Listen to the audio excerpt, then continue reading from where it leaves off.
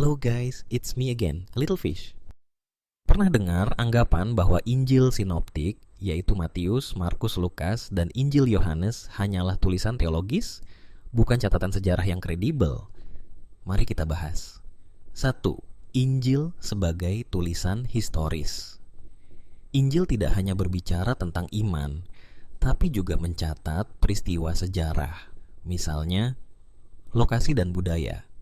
Injil menggambarkan tempat-tempat seperti Bethlehem, Nazaret, dan Yerusalem dengan detail yang akurat.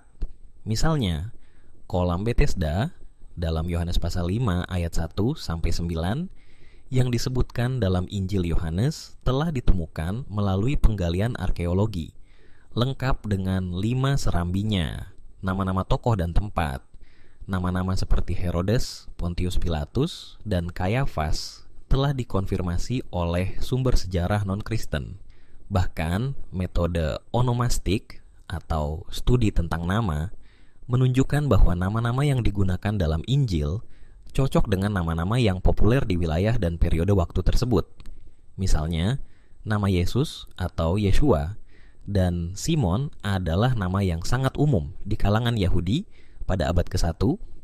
2. Teori Bauer dan P52.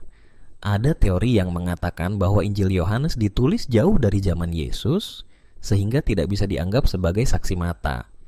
Tapi penemuan papirus P52, yaitu naskah Injil Yohanes tertua yang berasal dari sekitar tahun 125 M, membuktikan bahwa Injil Yohanes sudah beredar dan diakui sejak awal abad kedua. Ini menunjukkan bahwa Injil Yohanes tidak mungkin ditulis ratusan tahun setelah peristiwa Yesus. 3. Konsistensi Injil sinoptik.